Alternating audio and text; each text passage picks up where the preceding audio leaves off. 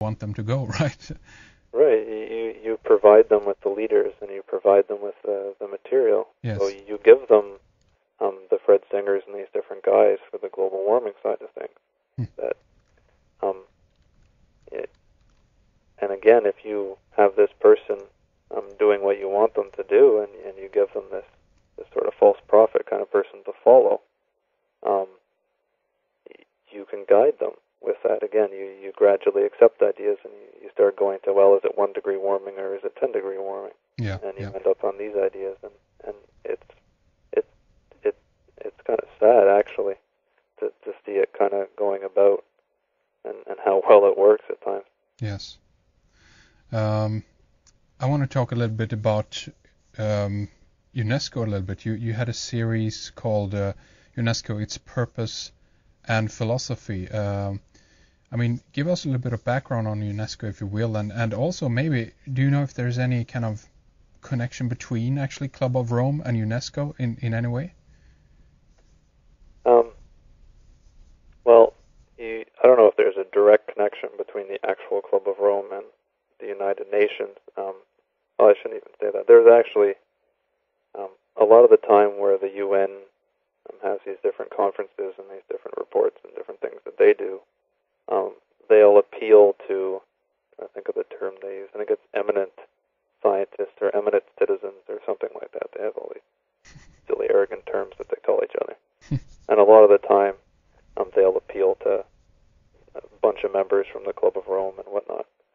So, and guys like Maurice Strong, again, he was an executive member of the Club of Rome. He was more or less running the United Nations there with Kofi Annan and whatnot, and before that as well, he was heavily involved in it. So there's all kinds of interconnectedness between the two groups. It's really hard to define one and the other. So, as far as this document goes, UNESCO, Its Purpose and Philosophy, it was written by Julian Huxley in 1946. And it was sort of as the United Nations was just getting going and sort of getting put together out of the League of Nations and after World War II. And it goes on to describe sort of exactly what the name would imply, sort of an outline to why have we created UNESCO and sort of what's its purpose and approach. Mm. And just a bit of a background. Julian Huxley, he's a biologist and a humanist and internationalist and whatnot, and he's done all kinds of different things. He was the vice president for a few years and president of the British Eugenics Society. He was a founding member of the World Wildlife Fund. He coined the term transhumanism. He's sort of been all over the place, and he's all kinds of different awards and whatnot. Mm. And a lot of people in the alternative media know of Aldous Huxley, who wrote Brave New World. Yes. And Julian Huxley is his brother. And there's Thomas Huxley as well, which was basically the big pusher behind Darwin's theories, which is the grandfather of Julian Huxley. So the family's been around for a long time, and they've been involved in all kinds of things, especially Julian Huxley. Oh yeah, that's. So he wrote. Sorry to interrupt. I just want to mention that because that's a pretty funny term. Darwin's bulldog, right? That's the nickname for Thomas Henry Huxley. Yeah, the grandfather was Darwin's bulldog. Yes. And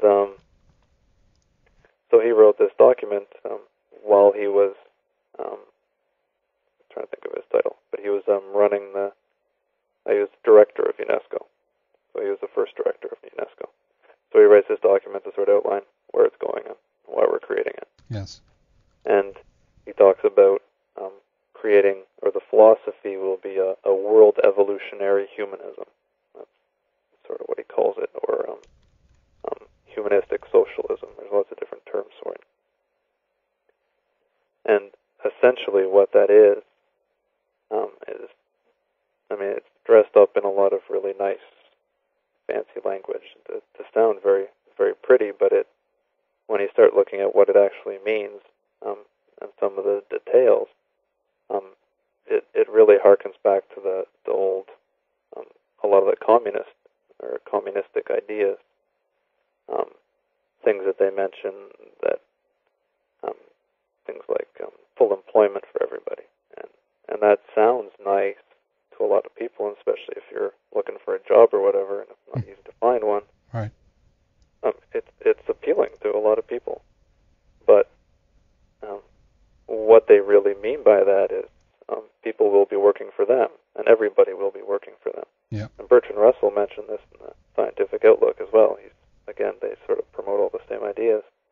And he said people will be given the choice between working and jail. That'll be their two choices. So when they talk about full employment, that's what they're talking about. It's essentially slavery, really. I mean, they can call it employment, but if there's one plantation and your choices are to work for them or you're going into a cage, yeah, it's really not anything but slavery. Yeah, yeah. But again, the humanism or the evolutionary humanism that he talks about, it's all dressed up in these nice words about equality and freedom and all these different things. But again, this is a guy who was the head of the Eugenics Society, and eugenics, pretty much by its definition, is there are superior types of people and inferior types of people. There's no equality in that sense. And he brings those ideas through with this document, where he talks about equality of opportunity within the limits of aptitude. So everybody has equality if you've met these certain standards that we've set. Then you're equal. Right. If you're below that, you're equal with everybody who's sort of at the bottom of the pile. So it's all built into this eugenics-based outlook. Do you think that these types of things are going on today? If we talk about eugenics, we think of it as a really kind of hands-on thing, right? You green and really kind of you sterilize someone, you do something with them, you make them so they can't reproduce, so to speak. But what I'm getting at, or what I'm thinking of, is more that what we potentially could say is that this has been a plan that has been going on for a long time, and they've implemented certain things into our society, like we could talk about the crap in the pre-processed food we're getting, that we could talk about chemicals overall, vaccinations, things of this nature that actually, in one sense, actually, shows that there is a program running here. There's a eugenics program running here. What do you think about that? Is that possible? It's when you read these different, a lot of these older books about eugenics, and it's not something I particularly went looking for. It's just kind of everywhere. It's in so many different books by these different characters. It's a part of their belief system. And as far as the population control, that has to come out of that, because eugenics is all about breeding superior types of people or inferior types, or specific types of people for different jobs or whatever. Yes. You have to have a form of population control, or a way to guide the population, or guide breeding, I guess. Breeding's probably not the right term. It's their term anyway. So they talk about you can't just sort of stand up in front of everybody and say, okay, this person's allowed to breed and this person's not, and then these two people are going to be breeding together. And you can't just do it like that, because there would be way too much resistance. Yes. So they talk about other ways of creating this and guiding the process without actually overtly making it so. And there's lots of things they mention, like economic restrictions and different things. So all of a sudden, if you want to control the population, well, all of a sudden it becomes very expensive to have a child. I mean, if you look at most of Europe or North America or whatever, 100, 150 years ago, to have 5, 10 children, it wasn't a huge economic burden. Quite the opposite, I think. They were benefiting from having a lot of right, children. Exactly. And now, the thought of having 10 children would bankrupt most people by 10 times over. So there's an example of how things have changed, and again, it's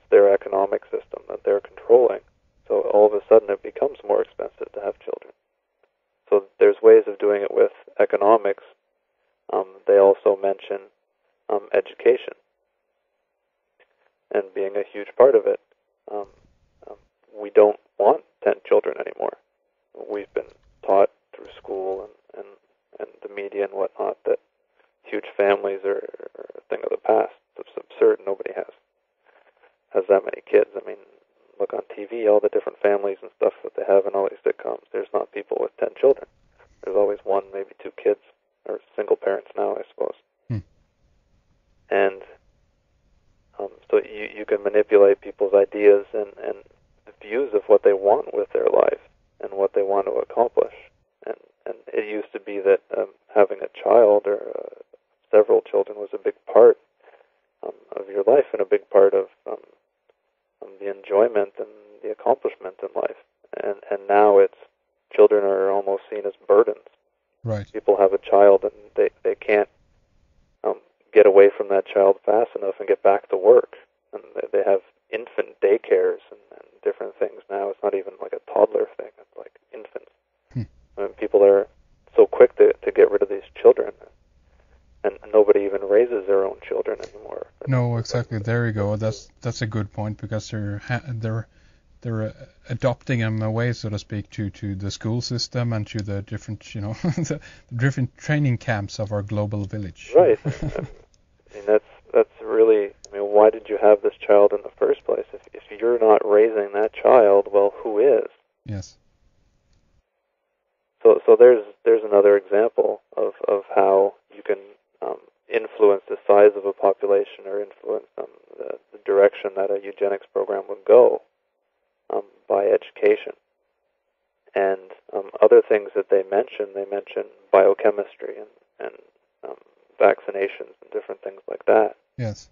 Where you can control the population by adding sterilants and stuff to the water. So if the sperm count drops by 10%, you're going to have a lot less pregnancies. Yes.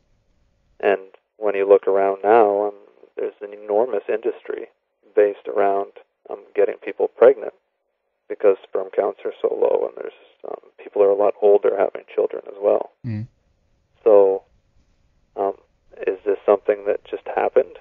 If you believe in evolution and whatnot, changes aren't going to happen within an organism or within a human. You need thousands and thousands or millions of years or whatever they say to make something happen.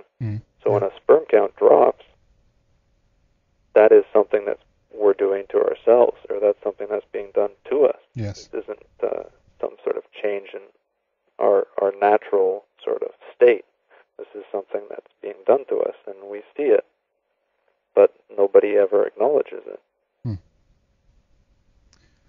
So where do you think, mankind in that regard is heading? Are we going to go into this more kind of a, technologically scientific driven society? I mean, let's even take the idea of that you were talking about it there and elaborate on that, perhaps, that if